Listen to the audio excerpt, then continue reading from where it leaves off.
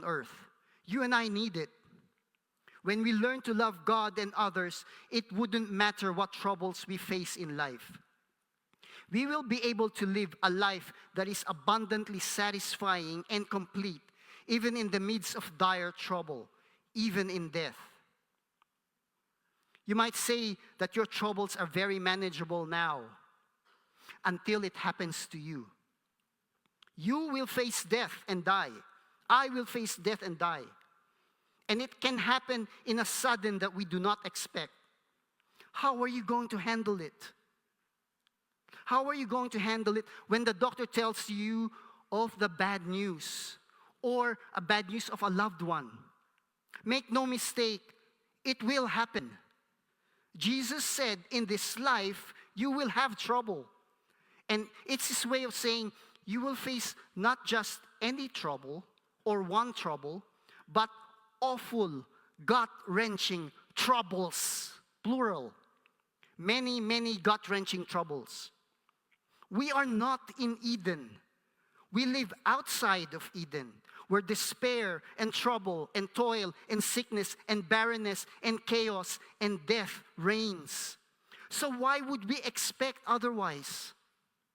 Why would we expect that all our troubles will be manageable?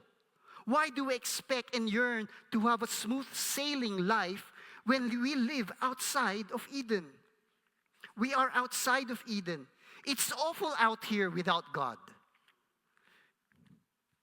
And here we are with our gadgets and hobbies and petty little things that we distract ourselves with to numb the pain of our existence.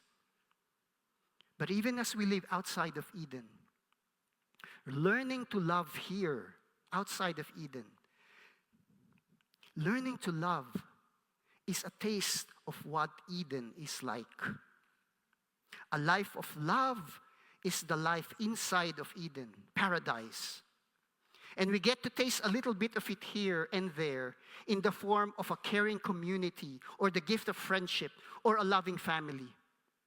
But even when we are alone by ourselves, even then, a taste of Eden can still be our experience in the form of the presence of God. Every minute of our waking lives, being loved by Him and us loving Him with all our heart, mind, and strength, even in the direst situation. And when you are consumed by this kind of love, make no mistake, when you are consumed by this kind of love, when something evil happens to you, I guarantee you, you wouldn't even ask God, why is this evil thing happening to me? You would be consumed with love for God that it would not matter what happens to you, even when facing death. Your love for God and His love for you would just simply carry you with joy and peace. Can I just give you a testimony? Back in 2007, we had a miscarriage. My wife had a miscarriage. And after that, I was angry at God. And you know, all of us go through this. Even Job and John the Baptist had this question when God seemingly disappointed them. So I had this, why did you do this, God? Why?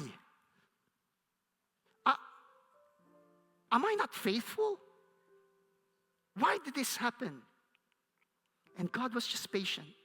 He was just patient. That was in 2007. 12, 13 years after, 2023, I was diagnosed with prostate cancer. But this time, there was no more, why is this happening to me, God? There was no more like that. Instead, what I had in mind was, God is with me and that's enough. And what consumed my mind was, how can I be more faithful to you? That question was gone. Where was that question? Where was that? It was gone. Why? Because I have learned to let God love me and love Him in return. I even asked my urologist, how much time do I have?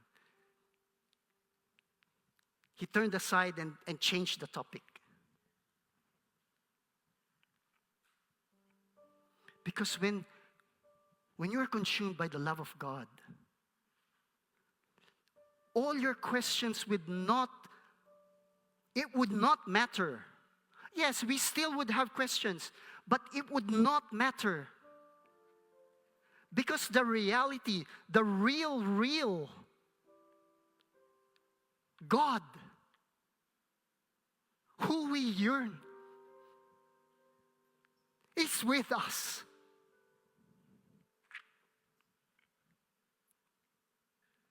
Love is the image of who we truly are and will become. And I will end with this. Love is our destiny. No wonder people are staying committed to Jesus, because they have tasted and saw that the Lord is truly good. Are you still finding where you fit in this life? Is all your theological knowledge not bringing you the contentment and peace that you are supposed to have?